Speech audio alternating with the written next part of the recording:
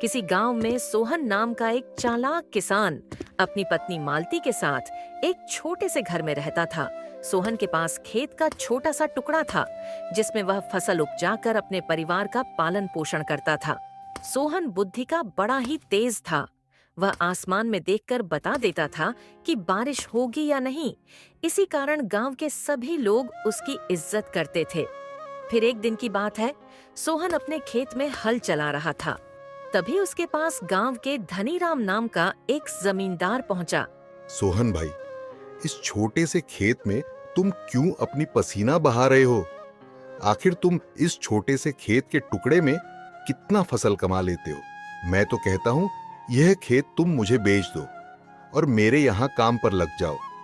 मैं तुम्हें इस खेत की अच्छी कीमत भी दे दूंगा और मजदूरी में तुम्हें 200 रुपये रोज दूंगा। जमींदार का खेत सोहन के खेत से जुड़ा हुआ था, इसीलिए वह चाहता था कि सोहन की जमीन उससे किसी भी तरह हथिया ले। लेकिन सोहन अपना जमीन किसी को नहीं देना चाहता था। फिर सोहन ने जमींदार से कहा, जमींदार साहब, मैं इसी खेत के टुकड़े से पल रहा हूँ। अगर यह खेत को आपको दे दूंगा तो मैं कहाँ जाऊंगा? मुझे तो भूखा मरना पड़ेगा। नहीं नहीं जमींदार साहब, मैं इस खेत को कभी नहीं बेचूंगा। ये मेरे दादाजी की निशानी है। जमींदार साहब, मैंने एक तरकीब निकाली है। मैं इस बार ऐसी फसल लगाऊंगा कि मुझे दुगनी कमाई होगी। और देखना आप भी, किसी दिन मैं आपका वाला खेत भी अपने खेत में मिला लूंगा। जमींदार सोहन की बात सुनकर आश्चर्यचकित हो गया और मन ही मन सोचने लगा, अरे बाप रे, ये अब कौन सा खेती करेगा कि फसल दुगनी हो जाएगी? कुछ तो गड़बड़ है, मुझे पता लगाना होगा। ये तो वैसे भी बड़ा चतुर आदमी है।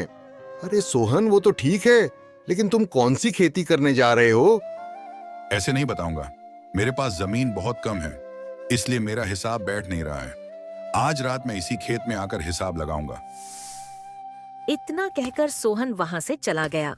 यह बात जमींदार के सर में दर्द देने लगा। वह सोच रहा था कि कौन सी ऐसी फसल है जो कम खेतों में दुगनी हो जाएगी।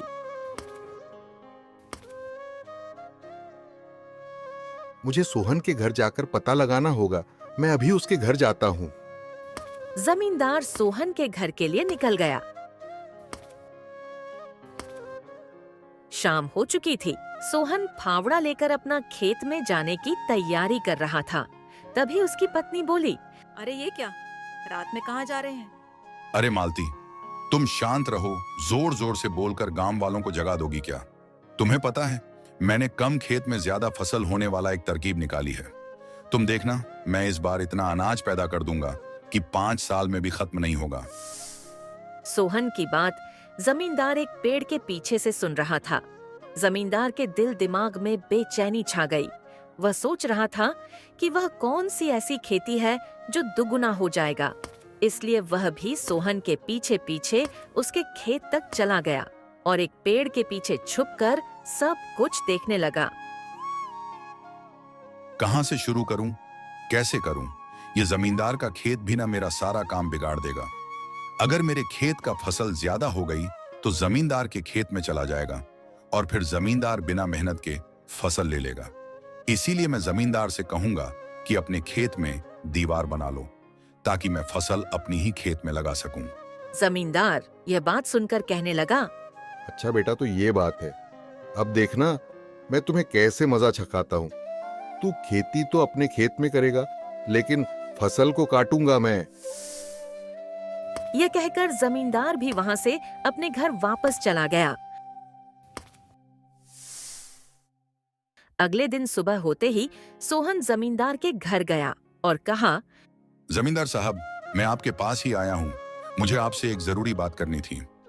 हाँ हाँ, तुम कोई भी जरूरी बात कहो, लेकिन मैं अपने खेत में दीवार खड़ी नहीं करूंगा। ठीक है, बात खत्म। तुम जाओ अपने घर, मुझे बहुत सारा काम है। लेकिन जमींदार साहब, मैंने तो आपसे ऐसा नहीं कहा। फिर आप मुझसे इस तरह की बातें क्यों कर रहे हैं? हाँ, पता है मुझे कि तुम यही कहना चाहते हो, क्योंकि तुम्हारे पास खेत भी कम है और तुम्हारी दुगनी फसल का हिसाब तुम्हारे उस छोटे से खेत में नहीं बैठ रहा है, इसलिए तुम मेरे पास आए हो।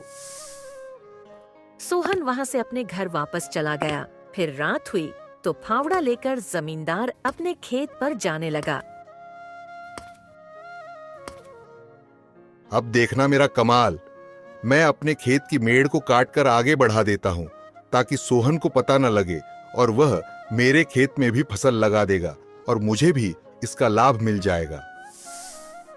इतना कहकर जमींदार रात भर अपने खेत में काम करता रहा और अपने खेत के मेड़ को आगे बढ़ा दिया। अगले दिन सुबह होते ही सोहन और उसकी पत्नी अपने खेत पर काम करने के लिए जाने लगे। खेत में पहुंचकर उसकी पत्नी ने कहा, सुनो जी, आज अपना खेत कुछ बड़ा सा लग रहा है। हाँ मालती, लग तो मुझे भी रहा है। लगता है भगवान ने मेरी सुन ली। अब तो और भी ज्यादा फसल लगेंगे। चलो अब खेतों में बीज बो देते हैं। अब सोहन और उसकी पत्नी दोनों मिलकर फसल की बीज बोने लगते हैं। पूरा खेत में बीज बोने के बाद फसल होने का इंतजार करने लगते हैं। इसी तरह कुछ महीने बीत गए। जब फसल तैयार हुई तो वह धान की फसल थी। पूरा खेत धान के फसल से भर गया। जब फसल काटने की बारी आई तो जमींदार ने सोहन से कहा,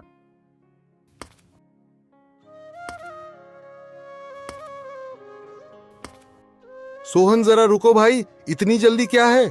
तुम्हें पता है जिस खेत में तुम फसल लगा रहे हो वह खेत की बरी हुई जगह मेरी है। क्या बात करते हैं जमींदार साहब? मैंने तो आपसे जगह नहीं मांगी थी। फिर आपने अपने खेत के मेड़ को काट कर जगह बढ़ा क्यों दिया? सोहन, मुझे वो सब नहीं मालूम।